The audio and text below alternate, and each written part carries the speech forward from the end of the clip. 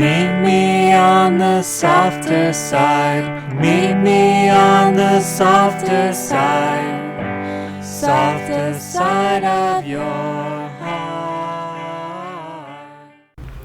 Hi there, and welcome to the Skylight Books author reading series. You can find out about this and all of our other author events at www.skylightbooks.com, where you can also browse our inventory as well as order books online. You can also follow us on Twitter or even be our friend at facebook.com.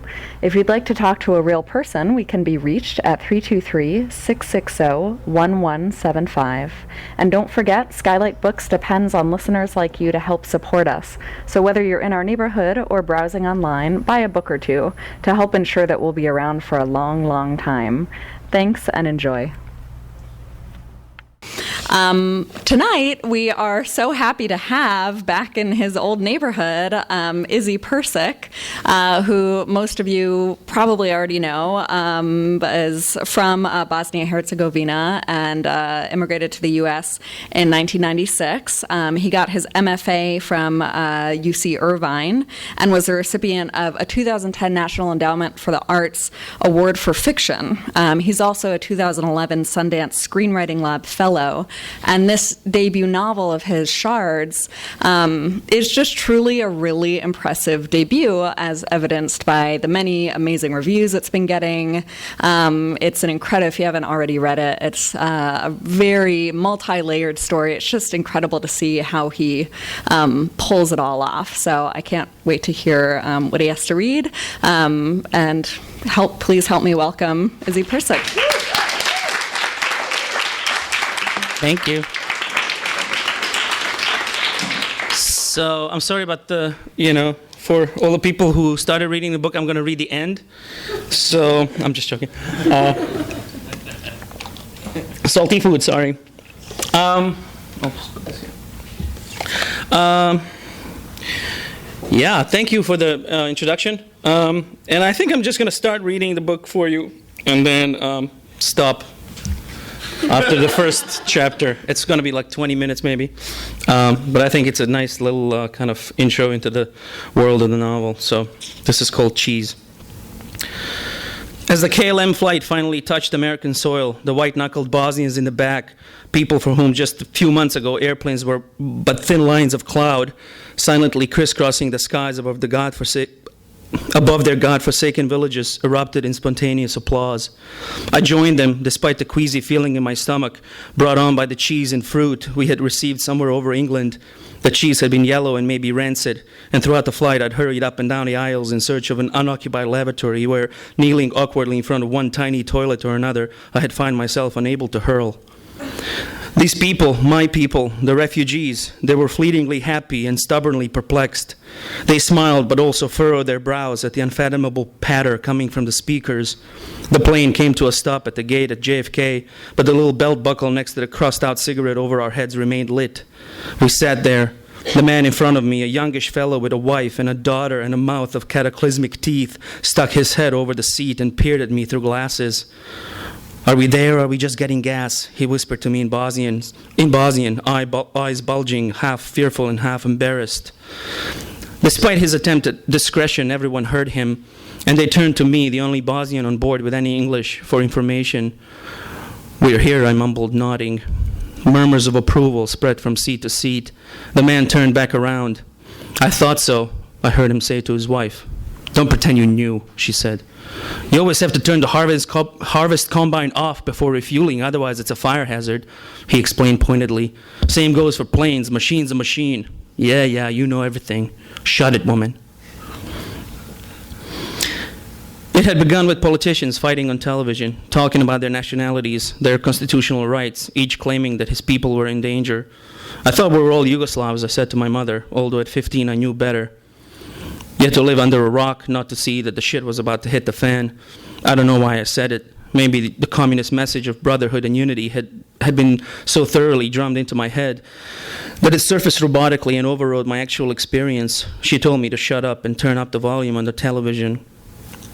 Then reports had started coming in, sieges, civilian casualties, concentration camps, refugees, Croats and Muslims being slaughtered left and right by Serbian paramilitaries and by the Yugoslav People's Army, who, as their actions made evident, seemed not to belong to all the peoples of Yugoslavia. Which ones are we? I asked my mother, still playing dumb, hoping that my willful denial could erase the images on the screen, erase my fear, make everything normal again. Again, she told me to shut up and turn the volume even higher until the downstairs neighbor started broom handling our floor, and my mother had to turn the TV down. All at once, your nationality became very important. There were reports of Serbian paramilitaries stopping all men trying to flee Bosnia, ordering them to drop their pants and underwear to prove they were Serb. Being circumcised meant your ass. All the Bosnian cities and towns, if not overrun, were suddenly under siege. This went on for years. Civilians chopped down park trees, got buried in soccer fields, burned books and furniture, kept chickens on balconies, duct taped their footwear, caught and ate pigeons, made makeshift stoves out of washing machines, grew mushrooms in basements, replaced broken windows with murky plastic, went nuts and jumped off buildings, drank rubbing alcohol diluted in chamomile tea until it was no longer flammable, rolled herbal tea cigarettes in toilet paper, suffered, hoped, waited, fucked. Authorities emptied the jails and mental institutions because they couldn't provide for their inmates and patients. Thieves and murderers went back to their families. Lunatics walked around town doing funny things like comparing people to watermelons and sad things like freezing to death behind churches. Soldiers fought for all of them and for themselves. My father, a chemical engineer, got lucky and came up with the contraption and turned industrial fat into edible fat and got paid 10,000 German marks by a small business entrepreneur and a war profiteer, which saved us. My mother ate just enough to survive because she felt so guilty about not being able to quit smoking. She rationed her cigarettes as much as she could, walking around the apartment like a restless ghost, playing her solitaire, counting seconds before the next one. Sometimes my brother and I stole a cigarette when the pack was close to full and hid it somewhere in the apartment just to pull it out unexpectedly when she didn't have any left, just to see her eyes light up for a moment. Later, it would break our hearts to see her fingering the wool of the large tapestry in the corridor, looking for our stash, her forefinger touching her lips, her eyes on fire. Oops, I lost my spot. I have to start again. The airport corridors glowed majestically. The current of passengers moved us along. You could tell who was a refugee and who wasn't. Facial expressions, postures, surety of stride. The natives and the tourists walked briskly, trying to get it over with, catch their next flight and be somewhere else. Their bodies were streamlined. The refugees, we walked like somnambulists, clutching our carry-ons, putting them between our bodies and the new world as if for protection. Hungry-eyed, we took in the wall posters advertising liquor in Disney World, the tiled floors, our stolid shoes, our knobby knees, our hands against these unfamiliar backgrounds. We drank it all in, giddily and guardedly at the same time. But what I thought was going to be a short, silent, incognito burp turned out to be a mouthful of cheesy vomit. I stopped, dropping my bag next to the wall, and choked the burning, foul liquid down. It made my eyes water. I kept swallowing, trying to coat the inside of my throat with saliva. Then I realized that no one was passing me. When I turned around, sour-faced and disgusted, I saw that all the Bosnians were queued up behind me, waiting, all eyes. They had been following me. Even the few who had been walking ahead had stopped where they found themselves, looking over their shoulders. "You all right there, Paul?" the harvest combine operator asked, carrying his blonde angel daughter in his arms like a sack of grain. His wife, a loose white headscarf over her head, was lugging 2 bags behind her and scowling. "Zgarovica," I managed, and they all made sympathetic faces, indigestion. I picked up my bag and started walking again, swallowing. There was poison oak in my mouth, my throat, the middle of my chest. One part of me felt pride to have 50 people stopping when I stopped, going when I went. The other part was embarrassed by them, by their bucolic cluelessness, their needy, confused eyes. I fought the urge to run ahead and merge with the natives and the tourists, to ape their body movements, roll my eyes at the slowness of the line, pretend I cared about what time it was, and become one of them. The corridor spewed us into a huge room. A black woman in a uniform stood motioning with her hands, first to the right and then just as eagerly to the left. Her lipstick was bright red, and you didn't have to be close to notice that some of it was on her teeth. Citizens and resident aliens, line up to the right. Everyone else, please keep left, she said, impatiently eyeing a Bosnian family of 6 who, painfully baffled, planted their feet and gawked at her, holding up their manila refugee envelopes like signs at a rally and impeding the flow of traffic. Go left, I yelled ahead in Bosnian, and the family hesitated, turning to me. When I nodded, they lowered their envelopes and lined up to the left, checking to see if I really would follow suit. The right-hand line was moving fast. Immigration officers waved the Americans to their stations, opened their passports, shot some shit with them, stamped the stamp, closed the passport, and smiling, welcomed them back. Pretty soon, the right side of the room was completely empty until another wave of Americans from some other flight crowded it again. The left side was uniformly compact with foreigners inching down a monotonous maze. At the front, stepping over the yellow line became an issue. Officers kept repeating their admonishments with disgust, and the refugees kept looking around the floor, wondering why the hell these Americans were yelling and pointing at the tiles, checking their pockets to see if they dropped anything important, shrugging their shoulders. When it was my turn at the yellow line, I stood as close to it as possible without going over like I was about to shoot a free throw. My heart rocked my body. I could feel its beat behind my eyes, on the side of my neck, at the tips of my fingers, in my toes. For a moment, I forgot about the rawness of my throat, about the putrid weight in my stomach, the bad taste in my mouth. I stared ahead at the please wait for the next available station screen, praying silently, sending good vibes, and visualizing the perfect outcome. The screen changed to a flashing number 11. I swallowed and crossed the yellow line toward the station where a young Sikh gazed at me politely but without emotion. I approached with a smile, psychically projecting Quranic verses instead of uttering them, and handed him my everything. Welcome to the United States. Good luck. I wandered out of the immigration maze on a pair of legs that weren't mine. There was a man with a sign in his hand that read Bosnia, a chicken of a man in gray woolen pants, an off-gray jacket, and a long navy blue coat. He had one of those comprehensive foreheads that over the years creeps up to the top of the egg-shaped head, and a pair of 80s-style aviator eyeglasses, the top of which were tinted and flush with the eyebrows. The bottoms drooped to the middle of his cheeks. At the end of the corridor behind him was a uniformed cop, the last line of defense, whose forearms seemed rooted to his Batman utility belt. He was a huge redhead with the voice of a gargoyle and hands that could squeeze a confession out of a sculpture. What nation is abusing us now? He boomed at the man with the sign, watching me come down the corridor. But seeing me slow down, the man disregarded the question and came toward me. Bosnian, he asked in Bosnian, and I, surprised, said yes in English. The combine operator and his wife attacked the man with a salvo of overlapping questions. As soon as they heard somebody speaking in a language they could understand, my fellow refugees turned their backs on me. I was instantly demoted from general of this ridiculous comedy to grunt, no one paying me any mind, some even pushing past me to get closer to this tiny man. I remember 6 months ago, on the way to Scotland, aboard a ferry from some French town to Dover, my friend Omar and I had separated from the rest of the theater troupe and walked around the boat, crudely insulting everyone we encountered in our native tongue, terrified and giddy that we might stumble upon the one passenger who, realizing he'd been told he was pawned by an ass-eyed, donkey-raping water buffalo, would kick our heads in. If you're from Bosnia, let's get her over here, yelled the man with a sign. I'm Enes. I'm in from the Bosnian consulate. Welcome to New York City. The majority of you are trying to catch a connecting flight, and I'm here to assist you in the Bosnians went fucking crazy, speaking to him all at once, waving their tickets, their yellow immigrant envelopes pushing to the front. Enes tried to calm them down, shaking his head, shouting that he wouldn't help anyone if they didn't queue up. I felt a little sad witnessing this, so I pulled away.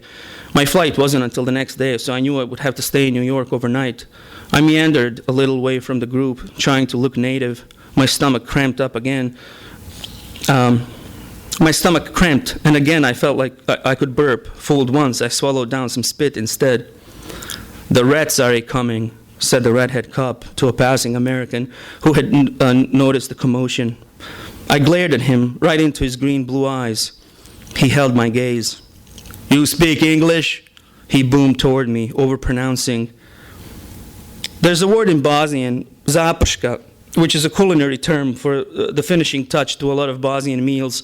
It's golden butter melted in a pan with red paprika, a violently orange sauce, the exact color of the cop's hair, that is poured into stews and over stuffed peppers. Zaprška, I said to him, smiling my best fresh off the boat smile. Jebim ja tebi mati hrđevu, jesi li čuo? A couple of Bosnians heard me and scoffed and chuckled at the insult. I know you understand me, yelled the cop, but I took my ticket out of my pocket, pushed myself in between two Bosnian women, and waved to attract Anis's gaze. Hey, Care, kad je avion za Los Angeles? I called. I sat there, people watching, the shoulder strap of my bag wrapped around my ankle in case somebody tried to steal my wrinkled clothes and smoked beef and the slivovitz I was smuggling as a present to my uncle, stuff he couldn't get his hands on in California. After telling me to wait, Anis had led the rest of the Bosnians away to catch their flights to cities like Nashville, Fargo, St. Louis. I sat there thinking I was cold. My jaw was jumpy. But the more I pressed my arms against my body, the more I became aware that it wasn't the cold making my teeth chatter. I looked around. People, shapes, races, demeanors I'd never seen before. They were walking in groups or pairs or were at ease with their aloneness, purposeful, while I sat there trying not to puke. Other men with signs displaying the names of other sad countries rolled by with gaggles of confused immigrants, yelling in exotic languages, leaving behind one or two other petrified saps who, like me, tried to occupy as little space as possible. There was a gangly black man in a black suit sitting with four veiled women resembling babushkas in a range of sizes, pretending he knew what was up, but clearly scared. Only a young African woman in dark jeans and a white blouse with closely cropped hair and shiny eyes behaved with any sort of confidence. She took her seat, took a book and snack out of her carry-on, something noisy, by the look of it covered in salt, and proceeded to read and munch like she was on a park bench. I wanted to lay my head in her lap, to be touched and told that everything was fine. Eventually, an airport shuttle, a smelly, backloaded van of some kind, drove us through New York to where we were to spend the night. I caught only glimpses of the passing buildings, cityscapes, and cars. The African woman was next to me, and our thighs were warmly touching. Feverishly, I imagined her taking my hand in hers, looking deep into my eyes and loving me wordlessly. I could see us hugging, touching, holding each other, walking along the beach, cuddling on a love seat, checking on our sleeping brown babies with their Slavic foreheads and African lips. Here we are, the driver said. The van pulled into the parking lot of a dingy motel and shut us out back. The driver said to prepare our documents and follow him inside. I could tell he did this all the time, his body familiar with the asphalt underneath his feet. He knew to pull the front door instead of push it, though there was no sign. You could see that he hated but tolerated the manager, a shaggy man of Arab descent, who asked me, "How many in the room?" One, I said, showing him my index finger. He looked at my passport and had me sign next to a name on a fax list. Then he shoved the key into my hand. The orange plastic rectangle to which it was attached read 7. He pointed, then turned to the African woman. "How many in the room?" I lingered, acting like I was having trouble picking up my bag, hoping to catch the number of her room, but the driver waved me over. "Indian or Italian?" "Bosnian," I told him. He rolled his eyes. "To eat. Do you want Indian food or Italian food for dinner?" I wanted to stomp on my own balls. "Indian," I said, figuring there was less chance of ending up with a plate full of pork.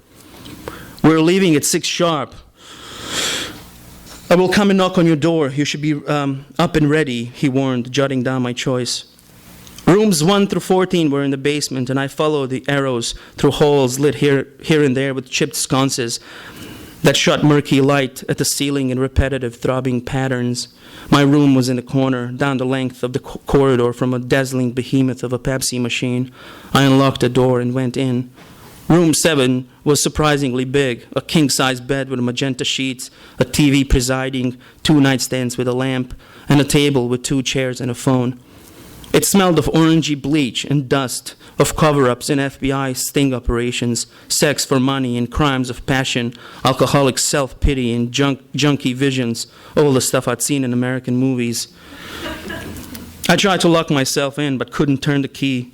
I tried in both directions, but it wouldn't budge. I opened the door, closed it, and tried again. Nothing. I looked through a peephole and saw two teenage girls giggling by the Pepsi machine. One of them had a headscarf on and looked European. I wondered if she was Bosnian. She covered her mouth when she laughed. The other one looked Arabic, but was in a pair of ripped jeans, which exposed her scabby knees. Their faces glowed red and blue in turn. I'd always been a loner and proud of it. People were something you had to deal with or avoid. But now, standing on a worn patch of beige carpet on my first night in America, I longed for somebody, anybody. Then I felt my stomach turn. Somewhere in all of this, the cheese puke I'd kept down had somehow turned shit. I ran to the bathroom, and it came out of me stormy gusts and thunderbolts. When I was done, I felt rejuvenated, glorious. Still, I didn't want someone silently slipping in while I was asleep and cutting my throat, or even worse, knocking me out with a chloroform rag, turning me into a hustler rent boy, or forcing me to work 24 hours a day in an underground meth lab. I didn't want to wake up missing kidneys, liver, heart, or eyeballs. I'm in America, I thought, and that meant I was in a movie. The fact that I couldn't lock the door from the inside was one of those little details upon which terrible plot shifts would depend. I was paranoid. I looked through the peephole again, nothing but red, white, and blue lights telling me that I was thirsty. The girls were gone. I opened the door and studied the lock in vain. I dragged over the table and jammed it under the knob. To get in, the crackhead nutter would have to push hard, which would make a noise, which would wake me up, which was my best chance of survival. Now I needed a weapon. Someone knocked on the door, and my heart kicked against my ribcage like an angry baby. I looked at the peephole, the driver. I dragged away the table and opened the door. "Indian?" he said, looking over his paper. "Indian, yes." He handed me a couple of styrofoam containers and put a check next to my name. "Tomorrow morning at 6, he said, and made as if to go. I started, and he stopped. "What?" My key," I stuttered. I can't lock the door on the inside." He looked at me with obvious disdain. "It's automatic. You don't have to do anything. Just close the door and it's locked." Before I ate, I jammed the table against the door again, together with the chairs and all my luggage. Fuck the driver, I thought. He might be in on a plan. The shower had no faucet, just a knob in the middle of the wall, and I couldn't figure out how to make it get hot if there was hot water in this place to begin with. The best I could do was not icy, and I stepped in for a quick soap and rinse. By the time I was done, 2 minutes tops, my lips were the color of eggplant. Channel 4 was news, fast, indecipherable English. I found comforting in the absence of flesh and bone humans. I shivered under the covers. I heard the clicking of women's shoes outside my window and snuck a peek through the magenta curtains up through a grate below the street. I saw a woman's legs and a big man in a mink coat holding both of her wrists and yelling at her. "I'm fucking staying up all night," I told myself. But I awoke at 5:30 to the sound of the alarm, alive and unmolested, all organs intact. The driver drove us to the airport. The African woman sat behind me this time, so I got to see some of the city. It was mostly New York motorists in profile, sipping from thermos bottles, yelling out of windows, smacking their dashboards, smoking, putting on makeup, singing, dozing off and waking up just in time to brake, playing air guitar, looking at me with "what the fuck are you looking at" on their faces. Ennis met me at LaGuardia, showed me where I was to wait for my flight to Los Angeles, shook my hand limply, and shoved off. I sat on another plastic chair and waited. I kept thinking, "You made it, man," not believing it. I looked at my hand, this thing I'd been living with all my life, and it felt like I was seeing it for the first time. It seemed only vaguely familiar, yet I was somehow in control of it. It was my hand to use. I glanced up to make sure that what I saw around me was America, confirmed that the seat next to me was part of that country, then placed my strange hand on its cool plastic surface and told myself again, "You made it. You escaped." 2 other Prcics made this journey before me. There was my granduncle Bego, who fled the Nazi invasion via Paris, settled in an apartment in Flushing Meadows, and died there alone. And then there was my uncle Irfan, who fled the communists in 1969, ended up in California, and 26 years later invited me to live with him. We were all from the same town in Bosnia, but had fled 3 completely different countries. Bego escaped the kingdom of Serbs, Croats, and Slovenes. Irfan, the Socialist Federative Republic of Yugoslavia, and me, the newly formed independent state of Bosnia and Herzegovina, says something about the Balkans. Regimes are plentiful. They don't last long, and they make people want to run away. What came to me then was the voice of my parental grandmother. She had told me once that every time Bego and Irfan returned to Bosnia to visit, they had seemed to her like different people, unrecognizable. She had blamed this on America. I looked at my hand again.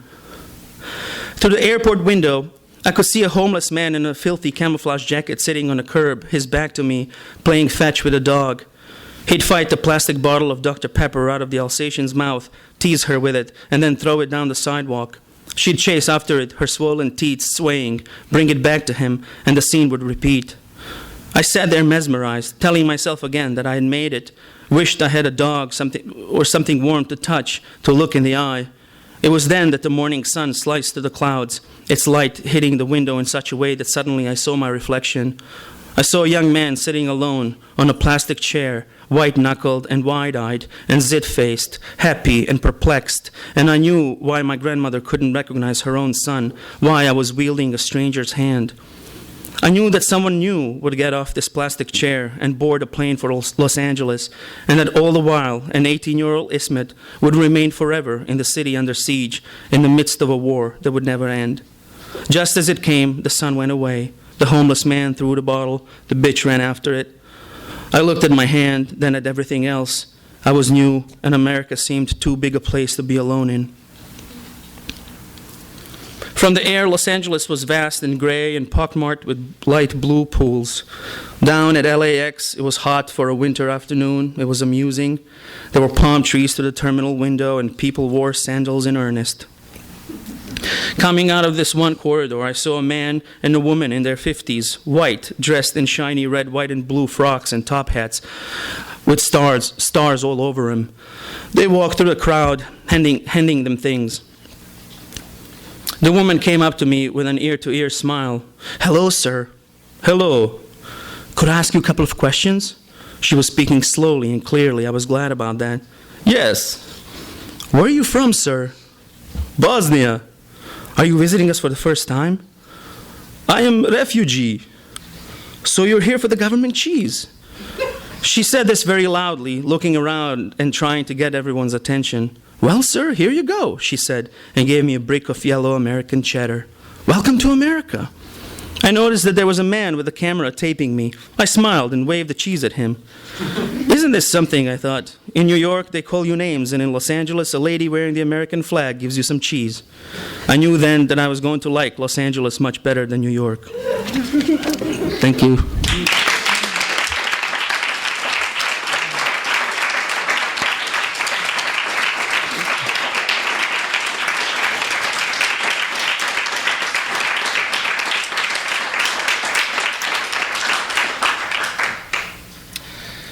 Yes. I know nobody wants to ask a question, so I just answer questions that are not asked right off the bat. What's up, Ian? How's it going, man? Okay. As far as I understand, I didn't read it, but it kind of gets much darker as it goes on. Mm-hmm. I don't know if you use this intro, the kind of humorous intro that we're all laughing here to get us to then think and talk about a war in Bosnia. And I wanted to ask how did you manage to write about something that a lot of people think of as unspeakable, like horrors and crime, it's often hard to articulate. Well, yeah. Okay. So the book is kind of has two different stories, and there's a story about Ismet Prcic, which is named after me, but it's not me. And there's this other character, Mustafa Nalic, who stays in Bosnia and fights. And I did this willfully because I don't like safe books. and it's not that I don't like them, I enjoy them, but when you read a memoir, it's easy to take it because you're going to get, you know that the person writing it survived this thing. So you go on a journey, but you know that this person is writing it, so that means everything's going to be okay in the end. It makes us feel like, oh, this is, it's safe. So I'm kind of using that in the beginning, and this kind of seems like it's a non-fictional piece, but it isn't. None of those things happened, except for that I landed in New York and spent the night there. But everything else is just invented. But it seems like it's autobiographical, right? So then people go, oh, this is going to be an easy thing, right? This person survived. Everything's going to be fine. But then that second guy, Mustafa, comes in and completely fictional and kind of collapses into this other story, into Izzy's story, and by the end you have no clue which one of them is real and which one is not. So I'm approaching writing this book as more like a director would do, like a film director or a theater director, to use everything at my disposal to make it visceral.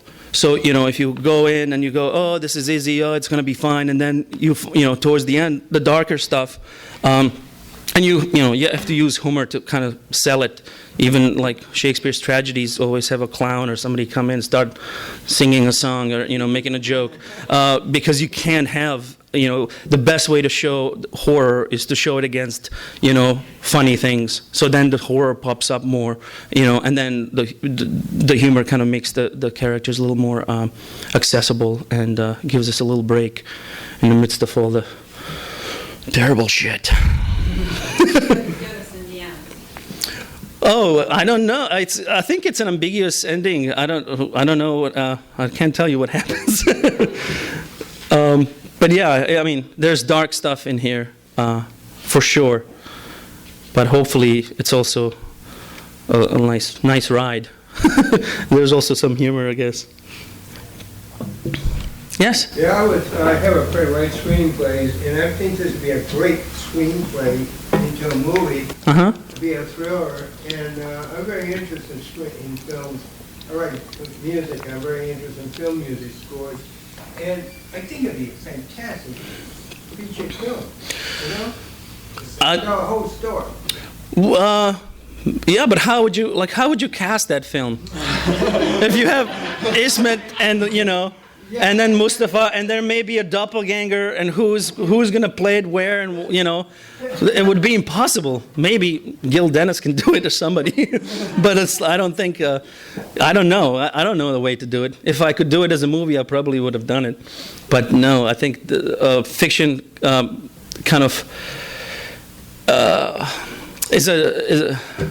allows you to attack this kind of stuff easier than a movie. Sometimes movie either trivializes the stuff or kind of glorifies the horror and the pain and the killing and all the stuff. But in a fictional, you just have more space to really get to to kind of capture that stuff in a novel. Yeah. What has it been like moving away from this material? Like, you worked on this for a long time.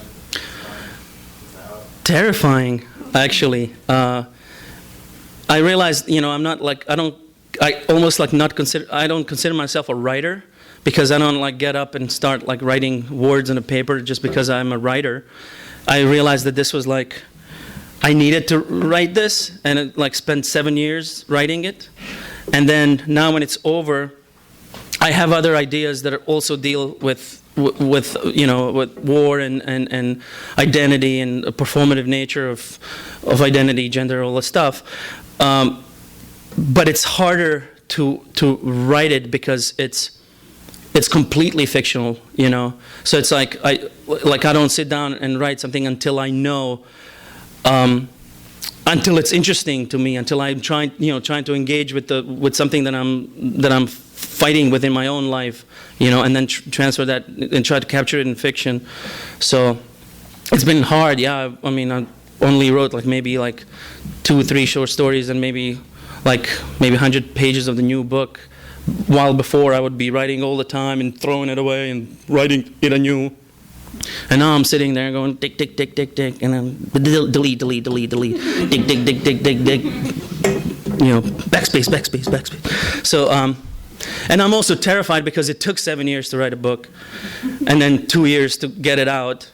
And now I'm like, oh, so I'm going to have to spend 9 years writing this other book. And I'm like, no, I'm going to try to kind of cut corners and try to, like, schedule it ahead of time. And like, but no, you just have to do it in your own time. So, I'll see you in 9 years. That's what's going to happen. Oh, yeah. May I ask Yeah, please. I just saw Alexander Hammond's edition of 2012 Best Fiction, probably the best well-known Bosnian writer in the United States, and now you're here. And, there are also others. There's Angelina Jolie, the rapper movie. Are we having a Bosnian culture immigrant moment here? And are you aware of other people working? I am not really connected with the Bosnian diaspora here because I'm always kind of scared to meet new people because I always kind of had to, I was trying to assimilate into American culture, and if I hear Bosnian speak, I don't know what they think of me, who did what to whom, so I just kind of keep my mouth shut and just pretend I'm American, which is hard with this forehead. But the interesting thing about Alexander Hammond is I was supposed to meet him in London 2000. They had a thing called Out of Bosnia, which was every movie ever made in Bosnia, was shown in London that year, and a bunch of I went with a theater group, and then every writer, everybody was there, and but I was mad at my director. And I didn't want to go, so I faked an ulcer attack and stayed at home. And then he felt bad. He knew what he did. So then he came back and he went to Alexander Hammond's reading, and he brought me a signed copy with his note in the back, kind of with his email address. And I was like, oh, what if some guy writing? And I started reading it, and I was like, oh, motherfucker. Like he was writing my life, writing my stories. There was lines in it that were like my lines that I've written before, and like for like a year I couldn't write at all because of this. And then slowly after a while I realized he has a different story. His is more like an immigrant story, looking, watching the war on TV, and mine was both out here and from within. So there's probably a space for me to exist, right? And then I emailed him this long kind of love letter, just kind of like, dude, you're the best thing ever. I love you. How do you do it? How do you make it, all of these stories that are completely like weird, and you make them, they're jagged, but you sell it so it actually makes makes it orderly. How do you do it? And then he wrote back and he said, I'm going to paraphrase, but he said something like, you have a life story, and there is no form that exists for it already out there. You can't take life, which is all fucked up and amorphous, and shove it into a box that's nice and beginning, middle, and end, and everything's great. You have to find form that exists for the story that's in you. And I was like, oh, so I can, be kind of like a theater, just go and rehearse and, approach it as a, kind of freely, instead of trying to put it in this is how novels look like. So that's kind of how he kind of gave me legitimacy in my own mind. I was like, oh yeah, so I'll just go and like not structure the book ever, and I'm just going to put these pieces together in whatever order, and it's going to be great. And then I went to grad school, and people were like, this makes no sense. This little part is good, this little part is good, these two parts together don't make any sense. And then I had to go and figure out how to put it in the right order, which took like, 3-4 years. Yeah. With all, like you were talking about how it would just like come out of you and you would get all these pages, and how then, once you generated all that material, what were you thinking when you went back and you were deciding, okay, this is this moment is significant or this part of the story is significant? I mean, when you're cutting down that much material, how does I had 850 pages, Right. and this is 390 pages. So then you just go and you find one that works, and then you leave it, and then you see you have 3 other ones that do the same thing that the first one did, and then you go, okay, so I don't need these 3 because they're doing the same thing. I'm going to use them for something else later, maybe, or maybe we need a little bit of this later, so I'll put this, in the middle of the book or towards the end, and try to kind of balance it out. And then, I mean, there's 10 different versions. There was like, Shards 1.0 to Shards 10.8. That's how many rewrites I did. And some of them were like, okay, so let's put Ismet's story in the beginning and then followed by the Mustafa story, and that's going to be it. And then it doesn't work. It's like, okay, let's put Mustafa's story in front and then put Ismet's story in the end, and do the, that kind of like Philadelphia Fire thing. No, it doesn't work that way. Okay, let's integrate it. So let's put a little bit of this, a little bit of that, a little bit of the, so it's like you just keep playing with it and go crazy, and then show it to people, and then somebody says, "Oh, this works, but this is kind of dull," and you go back and you realize, "Oh yeah, I have 80 pages of the same thing," so you cut it down to 30 pages. Even though my playwriting teacher told me once, I wrote a play, and he just wrote on one page, "This is boring." So when I went to the conference, I was like, okay, so I'm going to cut this. It's like, no, I didn't tell you to cut it. I just told you it was boring. So what am I going to do? He's like, no, make it like 10 pages. I'm like, what? It's like, yeah, no, if you have it, if it's boring for 1 minute, it's boring. But if it's boring for 10 minutes, suddenly it's not boring anymore. It's like, it's just, it transcends the whatever. I'm sorry, I started talking about playwriting for no reason. But it's a weird thing. Like you get a second wind if you read something that's boring, and then there's a second wind, and you start reading it in a different way. It's more meditative, and it's like, oh, there's a buzz in the background. I don't know. Yes. If we're doubling that, I'll go. Yeah. Okay. You're standing. So, and you received any kind of feedback of a sort of political nature, or I don't know if it's been translated yet, or if there's been any kind of The amazing thing that happened was there was no political nothing. I haven't heard anything about. But what happened? So in this book, the book is all about what is real and what is not. Is this a real guy? Is this really happened to this guy? And Mustafa is kind of like the guy who stayed in Bosnia and fought. And then they collapse into each other. But at the end, you still don't know which one is which and who is real and who is not. I got an email message from Mustafa Knowledge, who lives in London, who's from my town, and who fought in the war, and was wondering if I was like stealing his life. And I sent him the book, and I was like, no, this is fictional. And then he was like picking out like little things out of, little excerpts that are published online. And he was like, oh, my grandfather was also an imam, or something like that. And I'm like, dude, don't worry about it. Just read the book. So, I sent him the book, and then I got a nice little message from him. He's like, oh, thank you for the book, and thank you for writing in it. And, my wife is reading it first, and she can't stop, I can't get in line to read it. So, I'll call you later, when I'm done reading. I'm like, okay, great. So we'll see what happens. But I think... Yeah, no, I kind of want to go interview him and have him like write his own story, which would be crazy. So, yeah, I invented a dude that exists.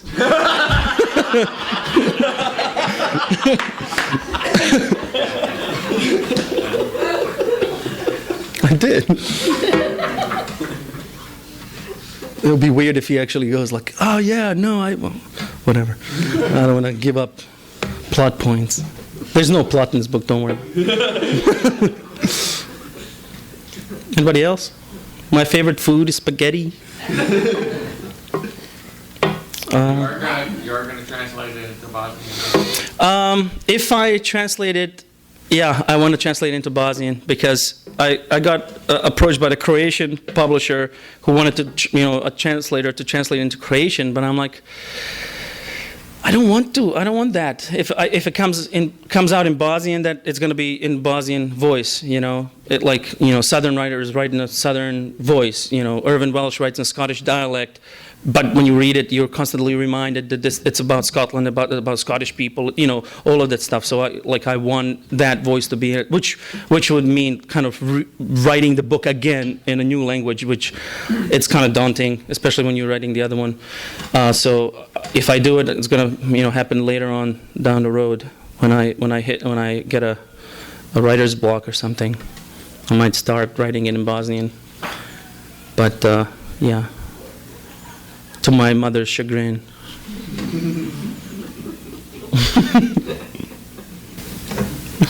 Have you written creatively in Bosnian at all? No. Yes, I've written plays and things like that, but when you... I don't know how you guys do it, you writers. In Bosnian, I knew... I know, but in Bosnian, I knew Bosnian so well that... Every single thing, every line that I would write, I would hate it because I know there's somebody smarter and better than me who can do it better, and I would fiddle with one paragraph for years, and then throw it away because I'm sick of it and I can't handle, can't stand it anymore.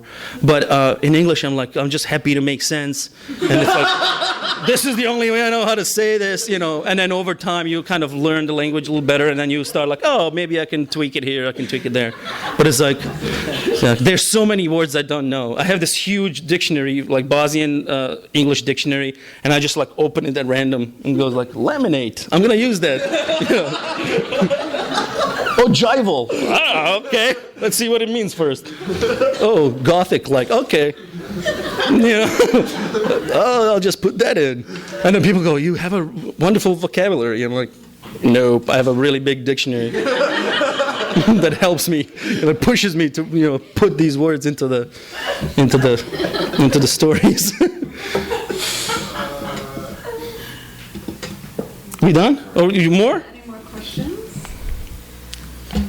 Well, the books are for sale up at the front counter, and that was awesome. That was just an awesome reading. Thank you. Thank you, guys. Can I have some more water?